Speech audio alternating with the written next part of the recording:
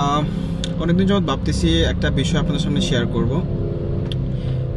আমার ইনবক্সে অনেকে নক করে, আমার ফলোয়ার আছে বা আমার ফ্রেন্ড লিস্টে যারা আছে অনেকে নক করে অনেক বিষয় জানতে চাই, স্পেশালি ভিসা সম্পর্কে। তারা নাকি দেখছে যে অস্ট্রেলিয়া গভর্নমেন্ট অনেক লোক নিতেছে, কমলাপাড়ার ভিসা, তারপরে লেবুপাড়ার ভিসা, অনেক টাকা আর্ন করতে পারবে এখানে আইসা। এই বিষয়টা একটু ক্লিয়ার করতে চাই। এরকম কোনো ভিসাই গভর্নমেন্ট দিচ্ছে না, এরকম কোনো ভিসা ক্যাটাগরি নাই। স্টুডেন্ট ভিজিট, তারপর স্পাউস আছে, এরকম আদার্স ভিসা ক্যাটাগরি ছাড়া এরকম কোনো ভিসা ক্যাটাগরি নাই। তারপর হচ্ছে কিছু দালাল আছে, তারা অনেকে ভুয়া নিউজ দিয়ে তারপর ট্রেফে ফেলে অনেক টাকা পয়সা হাতায় নেয়। আমি যদি একটা এক্সাম্পল দিই, হচ্ছে কিছুদিন আগে আমাকে একজন নক করছে যে ভাই আমি দালালকে এত টাকা দিছি, আমাকে হচ্ছে অস্ট্রেলিয়া একটা ভিসা করে দিছে।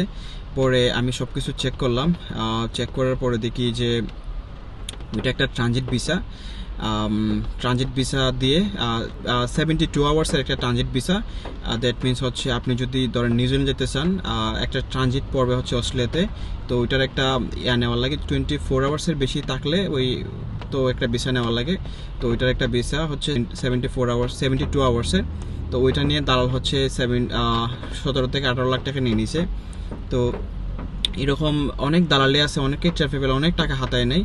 এগুলোর থেকে খুবই সাবধান। আর স্পেশালি আমার ফ্রেন্ড সার্কেল, তারপরে হচ্ছে আমার ফেসবুক ফ্রেন্ডে যারা আছে, যারা এই বিষয়ে অনেকেই কিউরিয়াস, তাদের উদ্দেশ্যে বলবো এই দালালের কথায় কান দিবে না। এইরকম কোনো বিষয় হয় না।